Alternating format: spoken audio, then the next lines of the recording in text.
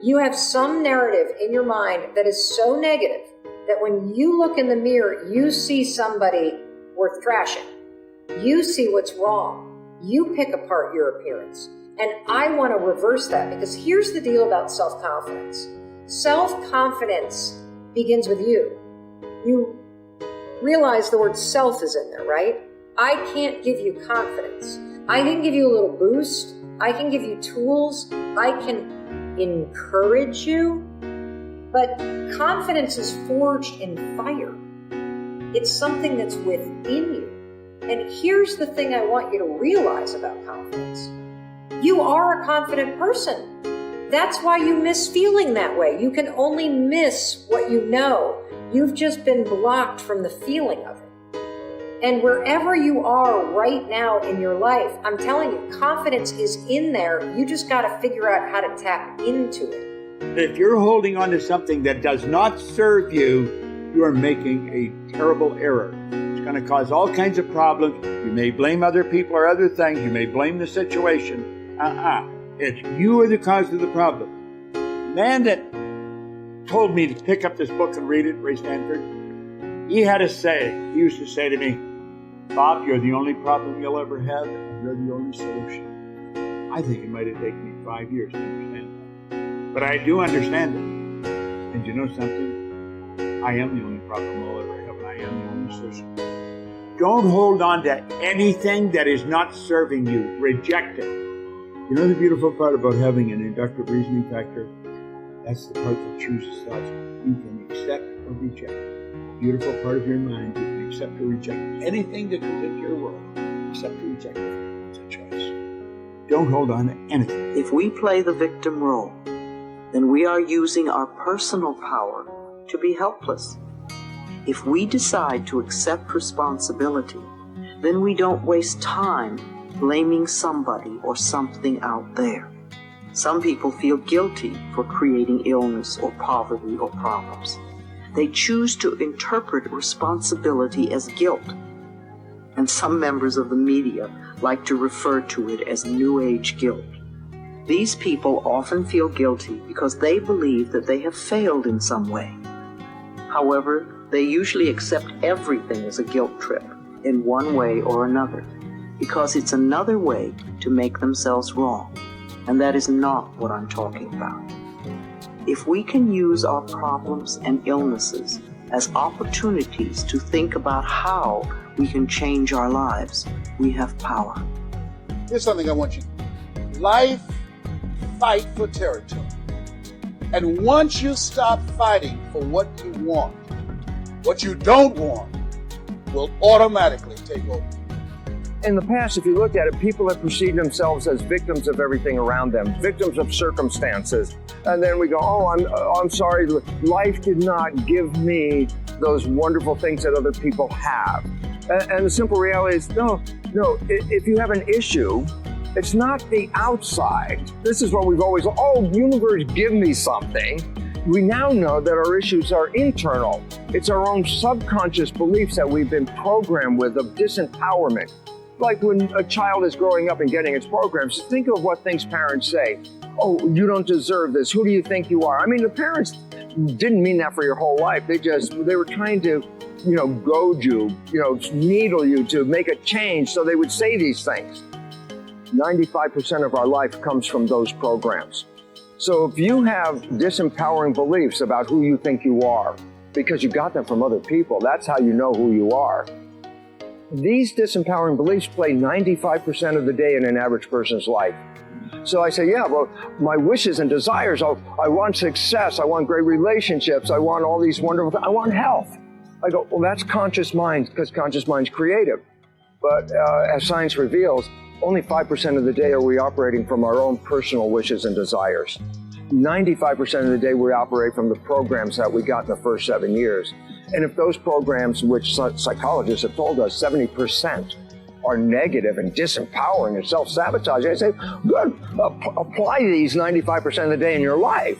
And you realize why your life is a struggle. It's not a struggle because the universe is not providing. It's a struggle because your own consciousness is not accepting. And this is where we have to change. And so get in control of your mind. taking charge of your consciousness is a way of overcoming those limitations. There are many different ways to take this control back in your life. And one of them is the ability to, like in yoga, for example, to be the master of your mind and not let it run the monkey mind. Let it run. No, I want this. Don't let this other one go.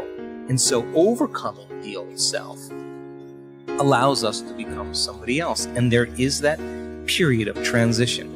I call it the void, where there's just not a lot happening. And you just got to be able to keep going and continuously get to the end of your belief, where most people stop. I just had a fabulous conversation with someone this weekend. Broke through to the other side, and now there's so much magic happening around this person. But she's worthy now to receive it. And that is the key, because the universe only gives us what we think we're worthy of receiving. So we got to come initiated into this and understand that thousands of years of programming that says that we have to change things matter to matter, in three-dimensional reality. And it will take time, but to begin to connect to that resource called the quantum field and create from the field instead of from matter, there's a lot of unlearning that has to go on. You have to really begin to mentally rehearse. Like, so you ask yourself at the end of your day, I do this every day. How'd I do? How'd I do today, bro? How'd you do? Did you do good? Where'd you fall from grace? What was it that caused you to go unconscious for the rest of the day? What was that moment? Now, if you're a student of life, you'll begin to contemplate, well, it was that person that said that thing, then I reacted, or I got this email, or things didn't go my way, and I started feeling angry or frustrated or fearful. The next time that happens, how could I evolve my experience? Now, you may have to search for some answers of the best model to build, or you may actually have a long contemplation and start to go, the next time that happens, I think I'm going to do this, or I'm going to do that, or I'm going to plan my behaviors. And the act of closing your eyes and rehearsing what you're going to do begins to install the neurological hardware in your brain to look like you already did it. Now the brain is no longer a record of the past. Now it's a map to the future. And if you keep installing that hardware, the hardware will become a software program, which means you'll just start acting like a happy person. Why? There's no magic there. You installed the circuitry. So that's more important than the news. Right. It's more important than answering any email or any text. It's more important than talking about your past. If you want to enjoy self-confidence on the outside, you must practice complete integrity on the inside. The foundation of self-confidence is for you to live your life consistent with your innermost values and principles, while thinking and acting in harmony with your highest aspirations. Men and women with the most solid self-confidence are those who are absolutely clear about what it is they believe to be right and good and worthwhile, and who live their lives consistent with these values. Everything they do or say is an expression of their innermost convictions. Your whole world can fall down around you, but as long as you know that you are doing the right thing, you will have a deep inner sense of calm that will manifest itself in an attitude of confidence and self-assurance in any situation. You will have many ups and downs in life. But what is most important is that you remain true to yourself. Your true values are only expressed in your actions, in what you do. You can tell what you truly believe by observing what you do in any situation in which you have to make a choice, especially when you are under stress and pulled in two directions at once, with opposing demands or responsibilities. This is when your true values are revealed. The action that you take in any given situation will tell you which of your values is uppermost or whether you have any values at all. It is not what you say, hope, wish, or intend, but only what you do that counts. Your choices of the actions you take tell you unerringly who you really are.